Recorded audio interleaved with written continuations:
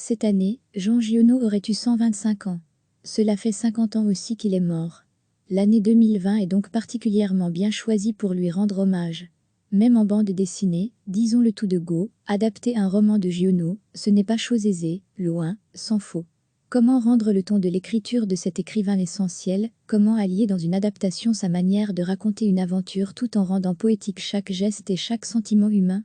Le cinéma s'y est essayé plusieurs fois, sans parvenir à une vraie réussite impérissable, et voici donc que la bande dessinée s'y met aussi.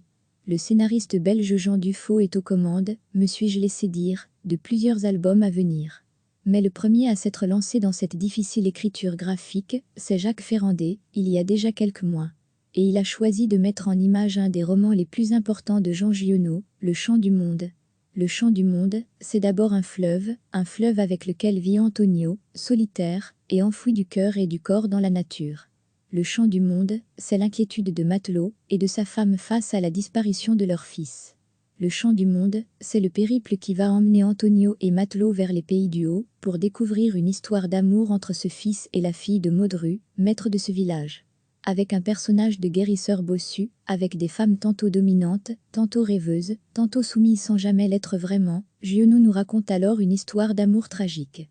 Il y a l'amour au-delà des obligations sociales, il y a aussi, symboliquement, l'amour aveugle, incarné par une femme aux yeux éteints mais encore plus, de ce fait, ancré dans la nature, on se trouve en quelque sorte dans une guerre de Troie à hauteur d'hommes, à hauteur de quotidien, à hauteur de personnages, qui n'ont rien d'héroïque ni d'épique.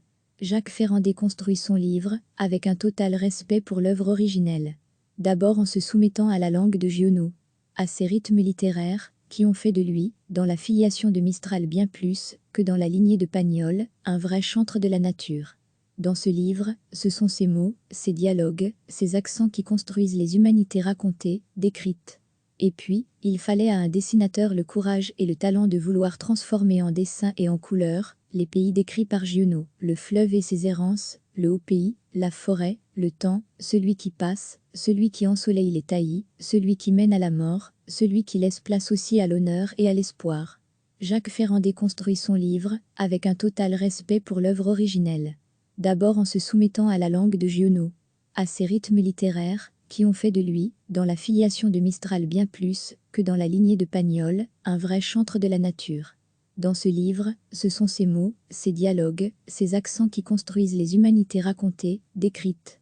Et puis, il fallait à un dessinateur le courage et le talent de vouloir transformer en dessin et en couleurs les pays décrits par Giono, le fleuve et ses errances, le haut pays, la forêt, le temps, celui qui passe, celui qui ensoleille les taillis, celui qui mène à la mort, celui qui laisse place aussi à l'honneur et à l'espoir.